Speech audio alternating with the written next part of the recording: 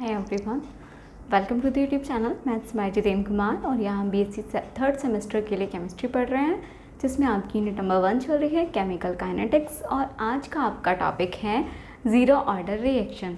ठीक है, लिख लेते हैं। चलिए, आज का टॉपिक आपका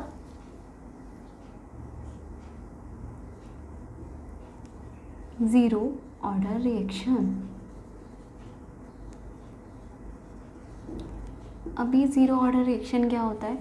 कल हमने ऑर्डर ऑफ रिएक्शन देखा था। ठीक है, अब होता है उसी ऑर्डर ऑफ रिएक्शन के बेस पर ही आपकी जो रिएक्शंस है फर्दर क्लासिफाइड होती हैं। Zero order, first order, second order, third order, इस तरह से आपकी जो आपकी रिएक्शंस हैं वो क्लासीफाई होती हैं। तो पहला हम पढ़ने वाले हैं ज़ीरो ऑर्डर रिएक्शन। अब ये ज़ीरो ऑर्डर रिएक्शन क्या होता है?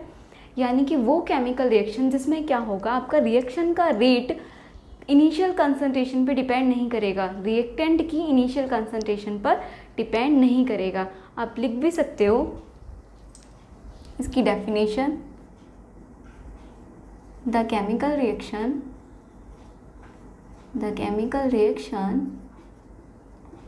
in which rate of reaction does not depend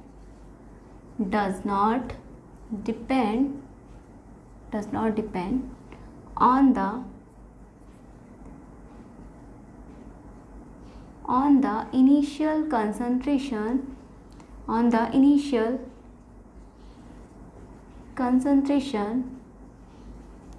of the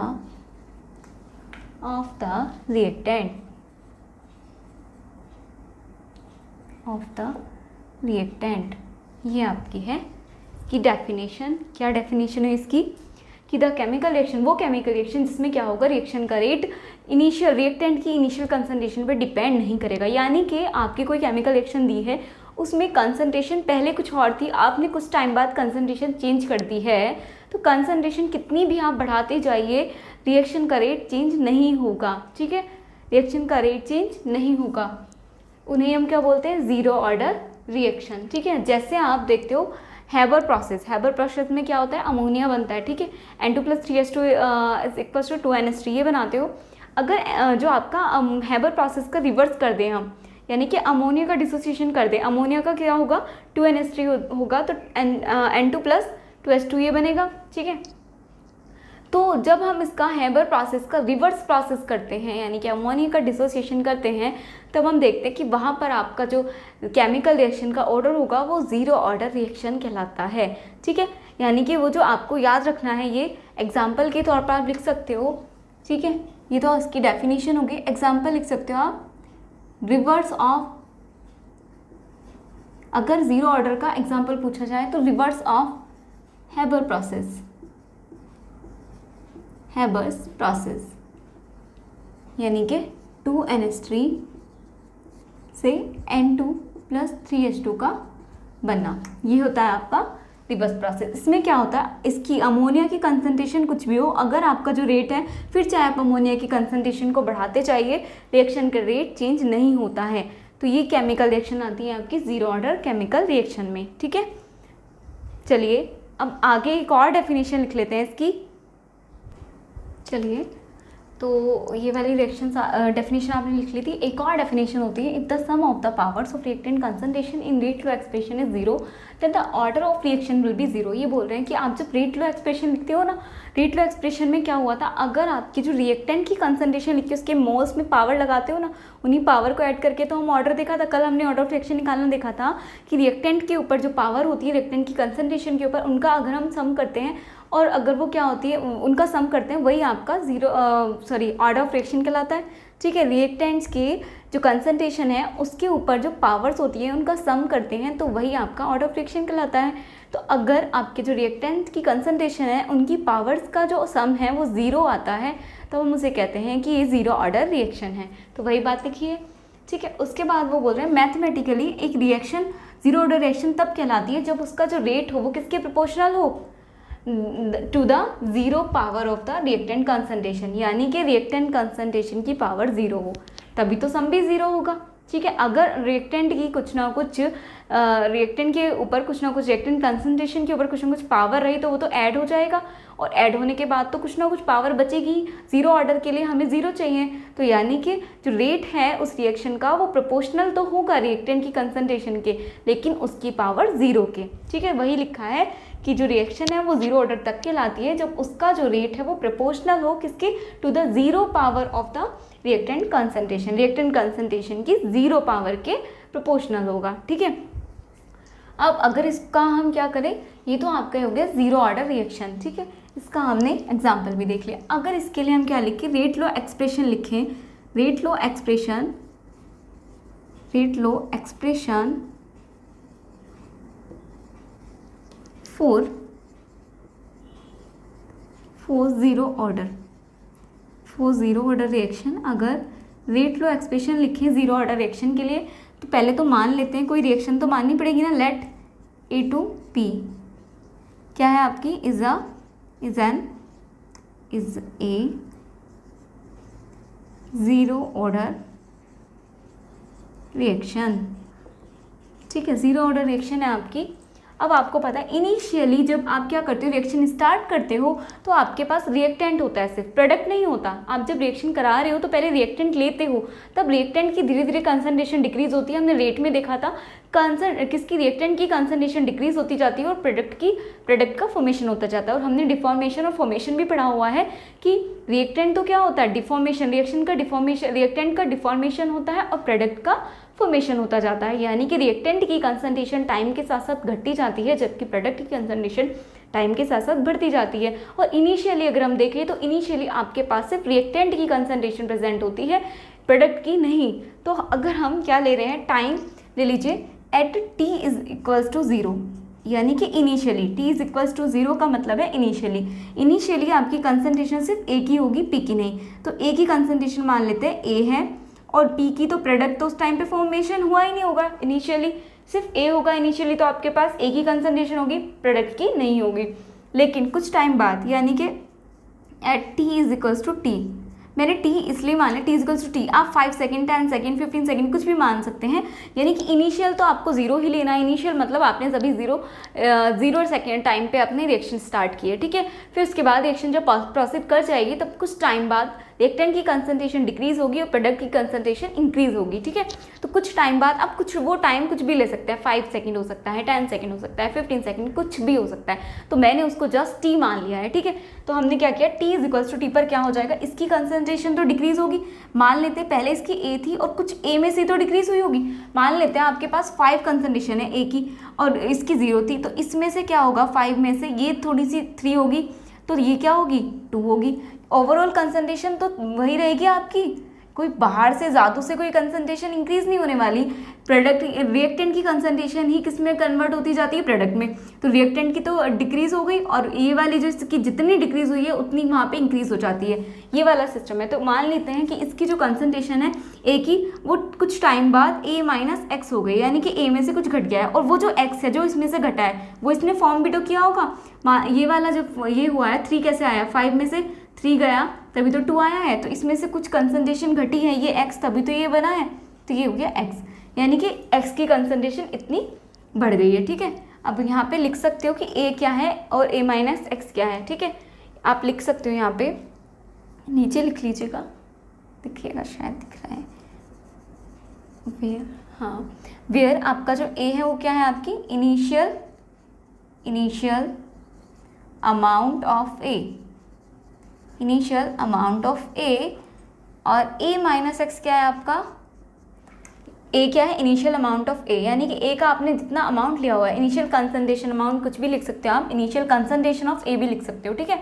और ये क्या हो गया, a माइनस एक्स क्या है, लेफ्ट कंसंट्रेशन ऑफ a, या आप लिख सकते हो left amount of a, left amount of a। ठीक है, और x क्या है आपका, x का फॉर्मेशन हुआ है और इसमें से ये डिक्रीज भी हुआ है, तो दोनों में ही आएगा। तो x को क्या लिख सकते हैं, तो हम x को क्या लिख सकते हैं, आई थिंक आपको दिख नहीं रहा है, अभी दिखेगा थोड़ा सा इसको। ठीक है, तो आपका जो x है वो क्या है, लिख लीजिए, x का भी लिख लीजिए, x बराबर क्या है आपका, आई थिंक नहीं दिख रहा है, एक्स को मैं साइड में लिख देती हूँ इधर, ठीक है, आप लिख लीजिएगा। एक्स क्या है आपका, आप लिख रहा होगा, एक्स है आपका अमाउंट ऑफ डिफॉर्म्ड रिएक्टेंट, ठीक है, और या फिर इसको और क्या बोल सकते हैं, और हो सकता है इसको, ये क्या हो सकता है, एक्स को 2 बोल सकते हैं हम, अमाउंट ऑफ फॉर्म्ड प्रोडक्ट। अभी समझा देती हूँ इसको, दो बार क्यों बोला हमने। ए तो आपका इनिशियल अमाउंट है, इनिशियल कंसंट्रेशन है ए की, एम और ए माइनस एक्स क्या है आपकी लेफ्ट कंसंट्रेशन है ए की, लेकिन एक्स क्या है आपका, यहाँ पे देखो एक्स इसमें से तो डिक्रीज हो रहा है, यानी कि इतना क्या हो रहा है, रिएक्टेंट की कंसंट्रेशन में से तो कुछ वैल्यू डिक्रीज हो रही है, कुछ कंसंट्रेशन घट रही है, तो इसको हम बोल सकते हैं अमाउंट ऑफ डिफॉर्म्ड रिएक्टेंट, यानी कि जितना आपका रिएक्टेंट की कंसंट्रेशन घट रही है वो हो गया आपका अमाउंट ऑफ डिफॉर्म्ड रिएक्टेंट। अब इतनी ही तो आपकी कंसंट्रेशन घट रही है और इतनी ही आपकी रिएक्टेंट प्रोडक्ट की बढ़ रही है, तो इसको हम अमाउंट ऑफ फॉर्म्ड प्रोडक्ट भी तो बोल सकते हैं, यानी कि इतना ही आपका बढ़ रहा है प्रोडक्ट में, ठीक है। चलिए इतना नोट डाउन करिए, फिर आगे चलते हैं।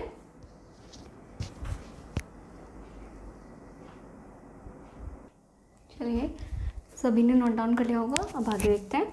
इसके आगे अब क्या होगा, ये तो चलिए आपको पता चल गया। अब इसमें क्या है, रेट निकालते हैं। तो आपको पता है किसी भी रिएक्शन का रेट किस पे डिपेंड करता है, रेट किसके बराबर होता है, हमने रेट निकालना देखा था, रेट बराबर होता है आपके प्रोडक्ट रिएक्टेंट के भी और प्रोडक्ट के भी। और जब रिएक्टेंट के किस में निकालते हैं तो क्या होता है, माइनस के इसकी कंसंट्रेशन अपॉन dt, और जब प्रोडक्ट के लिए निकालते हैं तो p आएगा सिर्फ, है ना, dp प्लस का आएगा वो भी, ठीक है, dp अपॉन dt ये होता है, ठीक है। फिर आपको पता है ये जो रेट है वो किसके प्रोपोर्शनल होता है, ये पूरा रेट किसके प्रोपोर्शनल होता है, रिएक्टेंट की पावर के, रिएक्टेंट की कंसंट्रेशन के, ठीक है। तो रिएक्टेंट की कंसंट्रेशन के प्रोपोर्शनल होगा, यानी कि ए, रिएक्टेंट ए है तो ए ले लेंगे, ठीक है। अब क्योंकि आपको पता है वो जीरो ऑर्डर रिएक्शन रेट के इसके बराबर होता है, अभी हमने जस्ट जीरो ऑर्डर रिएक्शन की डेफिनेशन लिखी है, उसके अकॉर्डिंग क्या होता है कि आपका जो रेट है वो किस पे डिपेंड करता है, इनिशियल जो आपका है आपकी कंसंट्रेशन, रिएक्टेंट की इनिशियल कंसंट्रेशन की पावर जीरो के, यानी कि कंसंट्रेशन की पावर कितनी होनी चाहिए, जीरो, तो हमने यहाँ पे जीरो पावर लगाई, ठीक है। अब क्या करेंगे, ये प्रोपोर्शनलिटी का साइन हटाएंगे और रेट तो बराबर है इसके, तो हम तो सिर्फ ये लेंगे, ये तो रेट की बात तो चल ही रही है, रेट तो ये पूरा बराबर है, तो माइनस dA ओवर dt करेंगे, बराबर करेंगे, ये तो आपका चल ही रहा है, ठीक है, बराबर हो जाएगा, प्रोपोर्शनलिटी का साइन हटेगा तो हम प्रोपोर्शनलिटी कांस्टेंट लगाएंगे, यहाँ पर हम k नोट लेंगे, k होता है आपका रेट कांस्टेंट, k नोट हमने जीरो ऑर्डर रिएक्शन को रिप्रेजेंट करने के लिए लगाया है ताकि कन्फ्यूज़न ना हो, ठीक है। आप लिख सकते हो यहाँ पे चाहे तो कि where k naught is a rate constant for zero order reaction, यानी कि जो आपका k है, k नॉट है वो रेट कांस्टेंट है फॉर जीरो ऑर्डर रिएक्शन। अब क्या करेंगे, यहाँ पर a की p की इनकी सबकी वैल्यूज कंसंट्रेशन अब तो हमें गिवन है, उस दिन तो हमें गिवन नहीं थी, हमने कंसंट्रेशन को माना नहीं था, आज तो हमने कंसंट्रेशन निकाली हुई है, तो हम जस्ट अपनी कंसंट्रेशन की वैल्यूज पुट करेंगे। क्या करेंगे, माइनस डी ए की जगह क्या आएगा, a माइनस एक्स, ठीक है, अपॉन डी टी, और क्या हो जाएगा आपका d, और p की जगह क्या लगाएंगे, x upon D T, p की कंसंट्रेशन x है ना, k नॉट, a की जगह पे फिर से यहाँ पे वैल्यू जो रखी है वही रखोगे, a माइनस एक्स की पावर ज़ीरो। अब आपको याद हो तो मैथ में सबको बताया जाता है कि किसी भी टर्म की पावर ज़ीरो है तो वो किसके इक्वल होती है, 1 के इक्वल, तो ये वाली टर्म कितनी हो जाएगी, k not, just k not, ये तो 1 हो गया, ठीक है, बस ये k नॉट रह जाएगी, और यहाँ पर जब आप इसे खोलोगे तो ये बन जाएगा माइनस dA ओवर dt, और ये माइनस अंदर जाएगा, ये बच जाएगा dx ओवर dt, और ये तो दोनों बराबर हैं तो किसी एक को भी ले लो, जस्ट इसको ले लो इसके बराबर, ठीक है, एक टर्म को छोड़ दो, एक ही तो बात है, और ये तो 1 हो ही गया आपका, मैंने 1 इसलिए लगा दिया ताकि आपको याद रहे। अब क्या करेंगे, अब देखो dA ओवर dt, क्या a की कंसंट्रेशन, ये वाली a कंसंट्रेशन टाइम के रिस्पेक्ट चेंज हो रही है, a नहीं, तो हम क्या लेंगे, dA और ओवर dt क्या लेंगे, ज़ीरो लेंगे, ठीक है। आप लिख सकते हो यहाँ पर यहाँ से आगे इधर कर दे, ये रफ कर देती हूँ, इतना तो आपने नोट डाउन कर लिया होगा, ठीक है। ये रेट लो एक्सप्रेशन आता है निकालने के लिए, zero order reaction, first order reaction, कोई भी आ सकता है, ठीक है। आपको तीनों याद होनी चाहिए कैसे निकालते हैं, तो सब नोट डाउन करते जाइए साथ साथ। अब निकालते हैं आगे, चलिए आगे करते जाते हैं।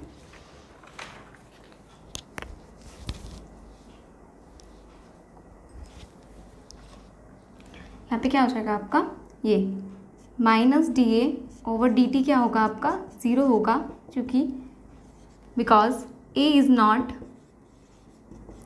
नॉट चेंजिंग विथ टाइम, क्योंकि ए तो चेंज ही नहीं हो रहा है और ए चेंज नहीं हो रहा है, तो वो उसका जो चेंज निकाल रहे हैं हम टाइम के रिस्पेक्ट में, तो ज़ीरो ही है, ए तो टाइम के साथ चेंज ही नहीं हो रहा है। तो हमारा क्या हो जाएगा, यहाँ पे क्या हो जाएगा, डी एक्स, ये तो ज़ीरो हो गई टर्म, ओवर डी टी बचा सिर्फ, और इधर बचा के नॉट, हमारे पास सिर्फ इतना बचा, ठीक है। अब क्या करेंगे, यहाँ से क्या कर दो, इसको के को, डी एक्स को एक ही साइड रहने दो, और इधर ये के नॉट इंटू डी टी कर लो, ठीक है। और इसका क्या कर दो, इंटीग्रेशन कर दो, ठीक है। लिख लीजिए ऑन इंटीग्रेटिंग, लिखिए ऑन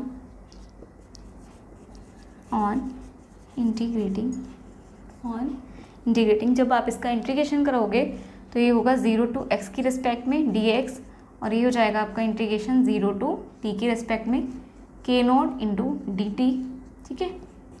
इसके आगे इधर कर देती हूँ, चलिए देख लीजिए, ठीक है। इसके आगे इधर हो रहा है आपका, यहाँ से यहाँ, ठीक है। कर चेंज कर,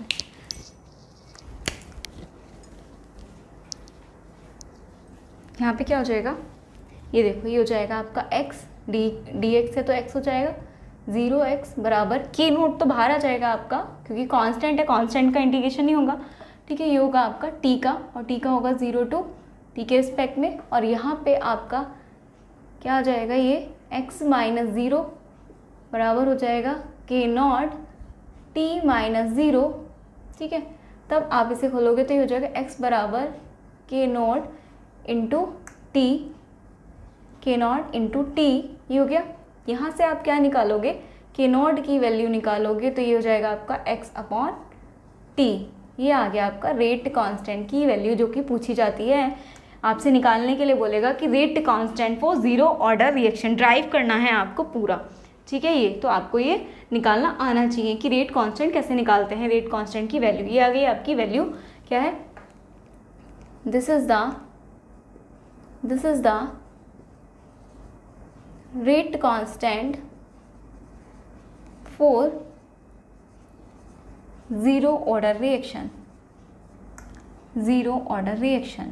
ये क्या है आपका, रेट कांस्टेंट है। और ज़रा यहाँ पर देखो, x आपको लिखवाया गया था, x क्या है, वहाँ पे कंसंट्रेशन है और t आपका टाइम है, ठीक है। तो अगर इसकी यूनिट निकालने के लिए ये तो हो गया rate constant, unit of rate constant यहाँ पे डाल लीजिए, ये बहुत ज़्यादा इंपॉर्टेंट है यूनिट, तो unit of rate constant for zero order reaction, zero order reaction के लिए रेट कांस्टेंट की यूनिट, ये आपसे पूछ सकता है। तो निकालेंगे कैसे, अब देखो यहाँ पे कि नॉट बराबर किसके हैं, निकालना सिखा रही हूँ आपको, x अपॉन टी, जहाँ पे x क्या है आपका कंसंट्रेशन है, ये देखो x क्या है आपका कंसंट्रेशन है, और t क्या है आपका टाइम है, ठीक है। अब आपको पता है, वी नो, लिखिए we know that concentration is equals to, concentration क्या होती है उसकी, n बराबर क्या होता है, नहीं n नहीं होती, कंसंट्रेशन क्या होगी उसकी, c बराबर क्या होगा आपका मोल, यानी कि n, और अपॉन में क्या होता है लीटर, यानी कि वॉल्यूम होगी ना, लीटर होगा, ठीक है। यानी कि v की बात कर रहे हैं हम, ठीक है। v होता है तो v लीटर में होगा ना, इस तरह से मोल पर लीटर v, ठीक है। अब यहाँ पे क्या करेंगे, यानी कि c बराबर होगा n अपॉन v, ये होती है आपकी कंसंट्रेशन, ठीक है। यानी कि c की वैल्यू क्या गई, c की जो यूनिट है वो है मॉल पर लीटर, इसको आप क्या रखोगे, कंसंट्रेशन की जगह पे रखो। सो के नॉट बराबर क्या आ गया आपका मोल, ठीक है, और क्या आ गया पर लीटर, और अपॉन में क्या है आपका टाइम। तो जब ये भी जाएगा ऊपर, ये कैसा हो जाएगा, ये भी तो ऊपर चला जाएगा, मोल पर लीटर, ठीक है। चलिए इसको भी लिख लेते हैं। ये जाएगा आपके पास की नोट बराबर हो जाएगा mole litre inverse time inverse, mole litre inverse time inverse, ठीक है।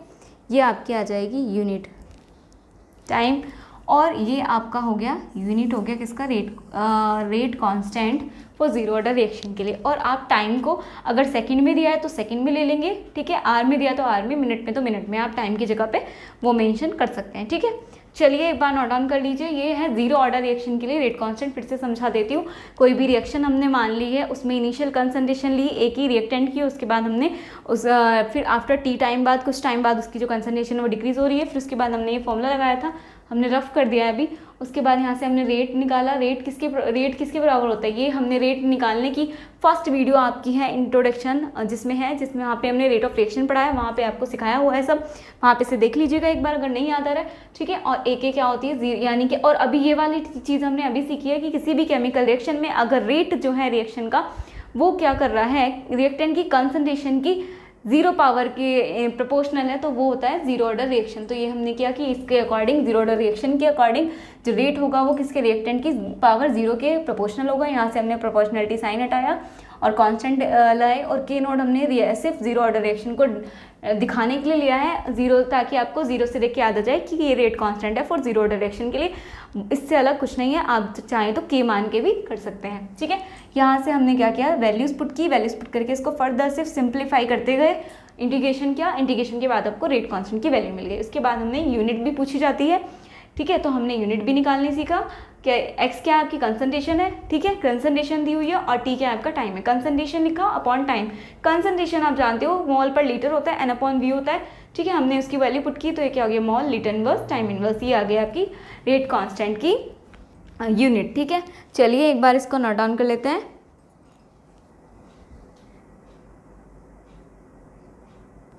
चलिए आप सभी ने नोट डाउन कर लिया होगा। बस एक लास्ट तो नहीं है, लास्ट है आपका हाफ लाइफ पीरियड, ये वाला इधर का आपने नोट डाउन कर लिया होगा। मैं इधर रफ करके आपको समझा देती हूँ एक और चीज़, ठीक है। आपके दो इम्पोर्टेंट फॉर्मूले ज़ीरो ऑर्डर रिएक्शन के ही हैं, ठीक है। तो देखो अब हम देखेंगे इंटरसेप्ट फॉर्म्स में देखेंगे। अब एक बात देखो, अभी जब आपने देखा था, आपने तब ये देखा था कि ए की हमने इनिशियल कंसंट्रेशन ए ली थी और प्रोडक्ट की ज़ीरो ली थी, और कुछ टाइम बाद यानी कि टी टाइम पर ये तो था टी बराबर ज़ीरो, यानी कि इनिशियल आपकी कंसंट्रेशन ये थी ना रिएक्शन, इस तरह से आपने किया था। तो इसको ए माइनस एक्स और इसको एक्स लिया था, ठीक है। अब जरा एक्स की यहाँ से वैल्यू कितनी है, के नॉट टी। अगर मैं इसको ले लूँ, ये जो आपकी है टी टाइम पर कंसंट्रेशन, यानी कि टी टाइम इनिशियल कंसंट्रेशन में से तो कुछ माइनस किया है, यानी कि अगर आपकी टी टाइम यानी कि कंसंट्रेशन टी टाइम बाद मान लो कंसंट्रेशन टी टाइम पर ए के लिए निकाल रहे हैं फॉर रिएक्टेंट, यहाँ पे लिखो बहुत इंपॉर्टेंट फॉर्मूले आपके फॉर रिएक्टेंट, ये तो आपको समझाने के लिए लिखा है, आप यहाँ से नोट डाउन करिएगा। फॉर रिएक्टेंट के लिए क्या होगा, यहाँ पे देखो ये जो आपकी कंसंट्रेशन है आफ्टर टी टाइम, यानी कि कंसंट्रेशन आफ्टर टी टाइम, ये लिख सकते हो सी टी सफिक्स में टी लगा के, कितनी होगी आप बताओ। इनिशियल कंसंट्रेशन को C0 मान लो, इनिशियल को C0 या CI आप चाहे जो मान सकते हो, CI भी लिख सकते हो, C0। उसमें से देखो माइनस क्या हो रहा है, ये देखो इनिशियल में से क्या माइनस हो रहा है, यानी कि टी टाइम पर कंसंट्रेशन कितनी है उसकी, ये वाली है ए की। टी टाइम पर जो कंसंट्रेशन वो ए माइनस एक्स हो रही है, तो हमने टी टाइम वाली कंसंट्रेशन को सी टी मान के, और वो कंसंट्रेशन ओवरऑल है कितनी, इनिशियल कंसंट्रेशन है, इनिशियल कंसंट्रेशन में से माइनस एक्स हो रहा है, एक्स की वैल्यू कितनी हो रही है, के नॉट टी। तो ये आपका फॉर्मूला है बहुत ही इंपॉर्टेंट, जो कि आपको याद रखना है, इंपॉर्टेंट है, ठीक है, आपको याद होना चाहिए। ये रिएक्टेंट के केस में, और अगर प्रोडक्ट के केस में निकाले हम फॉर प्रोडक्ट, अगर प्रोडक्ट के केस में निकालें तो ज़रा प्रोडक्ट के केस में निकालो। टी टाइम बाद कंसंट्रेशन यानी कि सी टी कितनी हो जाएगी उसकी, अभी तो ये सी टी है, कितनी हो जाएगी इसकी इनिशियल कंसंट्रेशन, ये इनिशियल है, इनिशियल कंसंट्रेशन सी टी, उसमें प्लस ही तो हुआ, ये तो क्या हो रही है, इनिशियल में से माइनस होके आ रही है, ये क्या हो रही है, इनिशियल में से प्लस होके, इसको आप ऐसे भी तो लिख सकते हो 0 + x, ठीक है। तो सी टी प्लस क्या करोगे एक्स की जगह, के नॉट टी, ये है आपका फॉर्मूला फॉर, और ये दोनों ही क्या है, इंपॉर्टेंट फॉर्मूला है, ये भी इंपॉर्टेंट है, ये वाला इंपॉर्टेंट फॉर्मूला, और इसकी यूनिट बहुत ज़्यादा इंपॉर्टेंट है, तो आपको इन्हें ध्यान रखना है, ठीक है। चलिए, ये है आपकी रिएक्टेंट के लिए दूसरा फॉर्मूला कंसंट्रेशन का, ठीक है। अगर आपसे रेट कांस्टेंट का फॉर्मूला पूछा जाए तो यहाँ तक ड्राइव करना है, यूनिट पूछे जाए यहाँ तक, उसके बाद अगर वो पूछता है कि जीरो ऑर्डर रिएक्शन के लिए रिएक्टेंट की कंसंट्रेशन, तो ये वाला फॉर्मूला, और अगर प्रोडक्ट की है तो ये वाला फॉर्मूला। और वैसे भी इनको याद रखने की शॉर्ट ट्रिक ऐसे भी कर सकते हो कि ए की कंसंट्रेशन क्या होती है, डिक्रीज होती जाती है, तो ए की कंसंट्रेशन में से कुछ डिक्रीज कर दीजिए, और प्रोडक्ट की कंसंट्रेशन क्या होती है, इंक्रीज होती जाती है, तो प्रोडक्ट की कंसंट्रेशन में कुछ ऐड कर दीजिए, ये वाला प्लस, इसलिए रिएक्टेंट के लिए माइनस एंड प्रोडक्ट के लिए प्लस, ठीक है। इतना नोट डाउन कर लीजिए।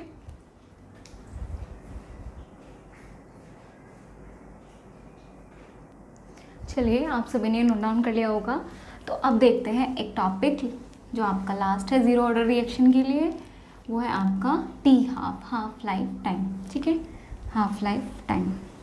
चलिए, हाफ लाइफ टाइम देखते हैं।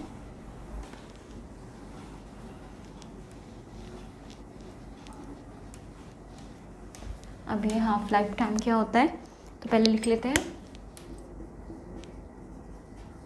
हाफ लाइफ टाइम, नाम से भी पता चल रहा होगा थोड़ा थोड़ा, तो हाफ लाइफ टाइम यानी कि वो लिख सकते हो the time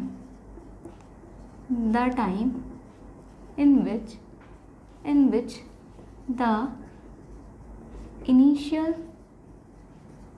concentration of reactant is reduced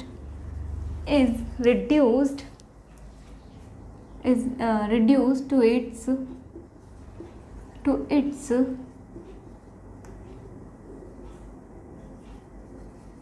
its half value. The time in which the initial concentration of reactant is reduced to its half value, ठीक है, is called half life time ही लिख सकते हो, is called half life time,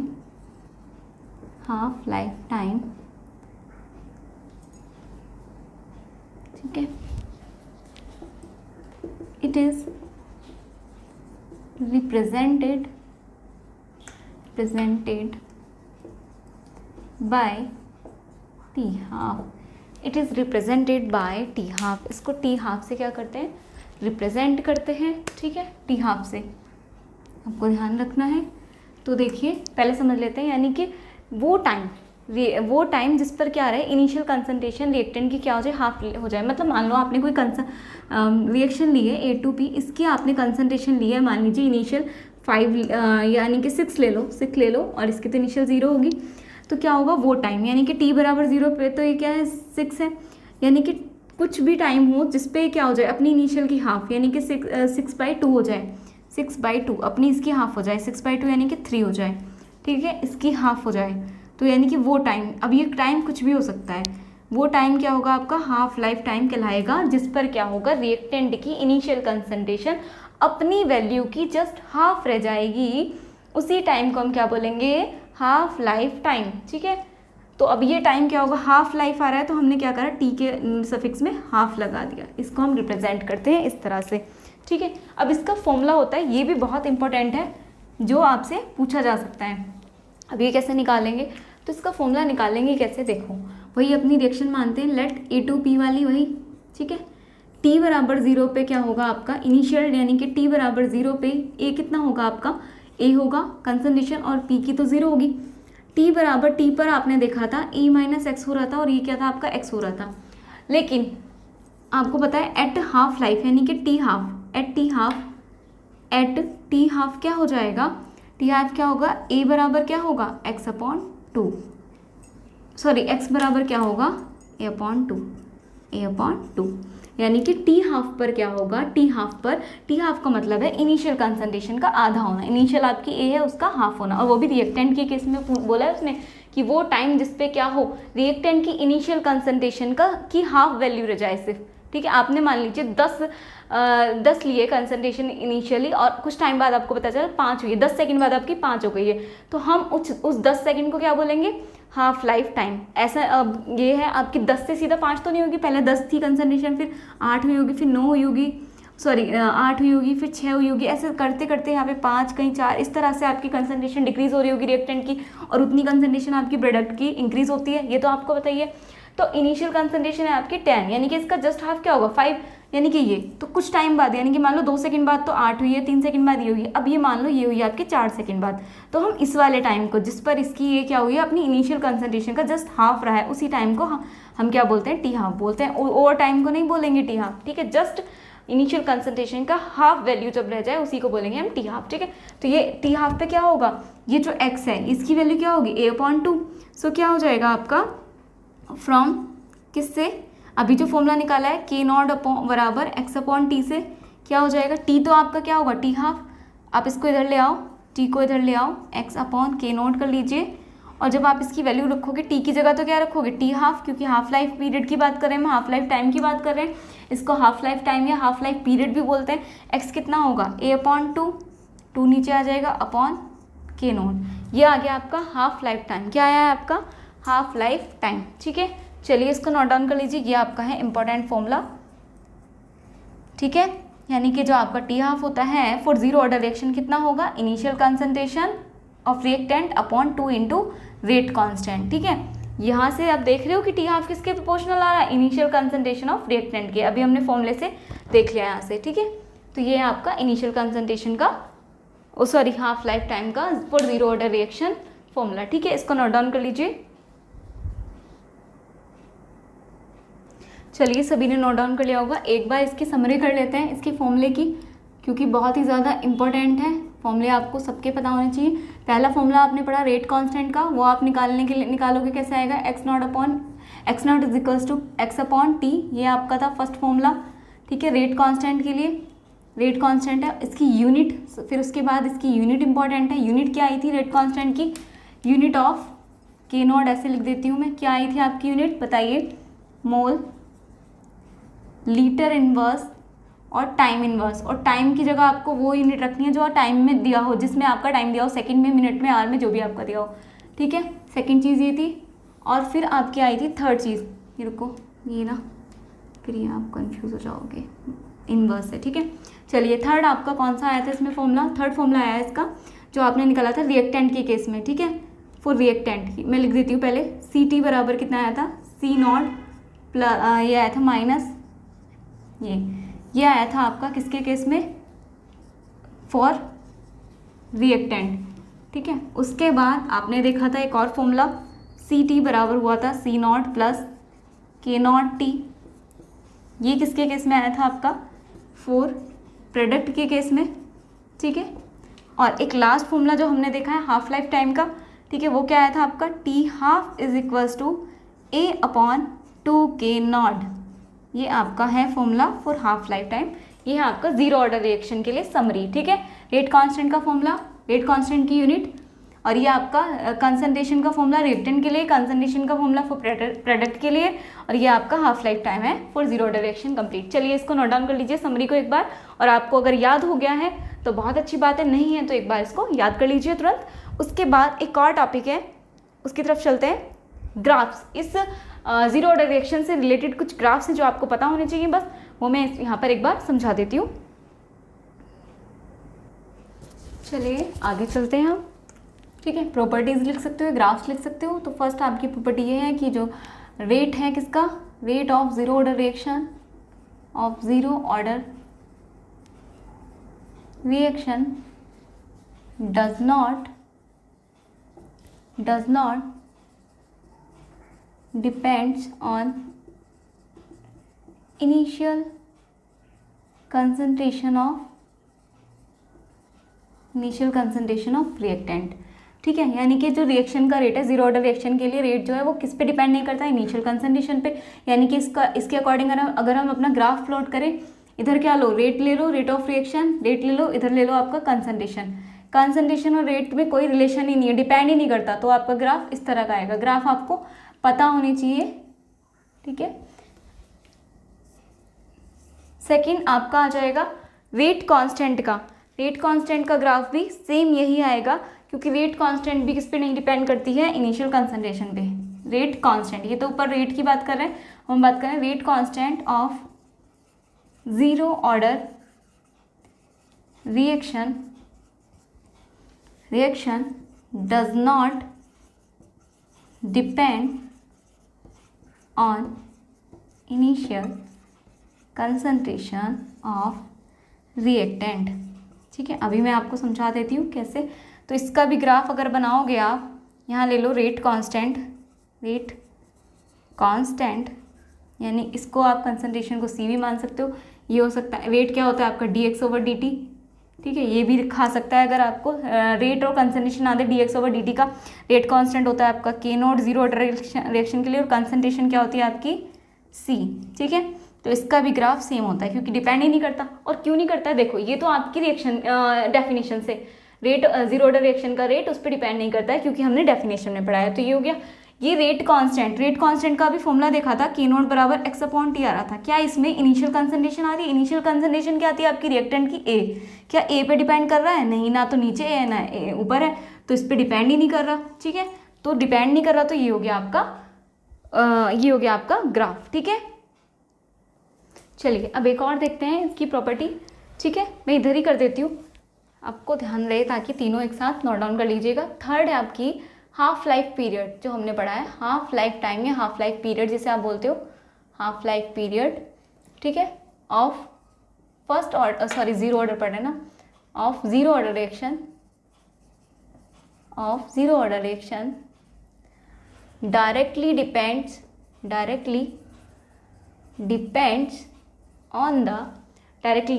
on the initial concentration of reactant। ये देखो reactant पे depend कर रहा है, रिएक्टेंट की कंसंट्रेशन पे डायरेक्टली डिपेंड कर रहा है, यानी कि ये हो गया आपका क्या है, आपका हाफ लाइफ टाइम या हाफ लाइफ पीरियड, जिसे आप टी हाफ से रिप्रेजेंट करते हो। और ये हो गई आपकी क्या, कंसंट्रेशन ऑफ रिएक्टेंट। ठीक है, सी इस पे डिपेंड कर रहा है डायरेक्टली। तो ये आपका इसका ग्राफ आएगा कुछ इस तरह का। ठीक है, कुछ इस तरह का। ठीक है, ये क्यों आया है, ये तो इस वाले फॉर्मूले से आया है आपका, क्योंकि रेट कांस्टेंट क्या है आपका ये, और x/t होता है, तो ये a पर डिपेंड कर ही नहीं रहा, a पर तो डिपेंड कर ही नहीं रहा। ठीक है, और ये आया है किस फॉर्मूले से आपका, जो अभी हमने डिफाइन किया था, टी हाफ बराबर क्या आया था आपका, टी हाफ कौन सा फॉर्मूला है ये, टी हाफ बराबर a/2k0, जो हमने अभी टी हाफ का निकाला है। तो उसके अकॉर्डिंग देखो a पे डायरेक्टली डिपेंड कर रहा है। इनिशियल कंसंट्रेशन तो आपकी a ही है ना, रिएक्टेंट की इनिशियल कंसंट्रेशन को हमने a माना है, उस पर डिपेंड कर रहा है डायरेक्टली। तो आपका ग्राफ कुछ इस तरह का आएगा ये वाला। ठीक है, चलिए तो ये थे आपके कुछ प्रॉपर्टीज जीरो ऑर्डर की, या फिर ग्राफ्स भी बोल सकते हो। और इसमें आपके दो ग्राफ और हैं, वैसे वो आपको बस ध्यान रखना है। इन केस ऑफ रिएक्टेंट के केस में क्या होगा, रिएक्टेंट की जो कंसंट्रेशन है, ठीक है, रिएक्टेंट की कंसंट्रेशन को आप CR मान लीजिए और इसका टाइम ले लीजिए T। इसमें क्या होगा, टाइम के साथ साथ इसकी जो कंसंट्रेशन है वो क्या होती है, डिक्रीज होती जाती है, यानी कि इस तरह का ग्राफ आएगा। ठीक है, और अगर प्रोडक्ट के केस में आप देख रहे हो, इन केस ऑफ प्रोडक्ट, यानी कि यहाँ पे आप ले लीजिए इसको CP कंसंट्रेशन को, टाइम ले लीजिए, इसकी जो कंसंट्रेशन है वो टाइम के साथ साथ इंक्रीज होती जाती है। ये आपके ग्राफ्स हैं, सारे कंप्लीट हो गया। अब मुझे लगता है जीरो ऑर्डर रिएक्शन में इससे बाहर कुछ आपका जाने नहीं वाला है। सारे फॉर्मूलेज हमने देख लिए हैं, अपने डेफिनेशंस भी सब कंप्लीट कर लिए हैं, और जो ग्राफ थे इससे रिलेटेड वो हो गया है। ठीक है, चलिए बाकी आप क्वेश्चन करके देखिएगा, इसमें कोई भी आपका टॉपिक छूट जाता है तो आप कमेंट करके बता सकते हैं। ठीक है, तो ये था आपका जीरो ऑर्डर रिएक्शन। कल हम देखेंगे आपका फर्स्ट ऑर्डर रिएक्शन। तो आज की क्लास के लिए इतना ही। Thank you and keep learning.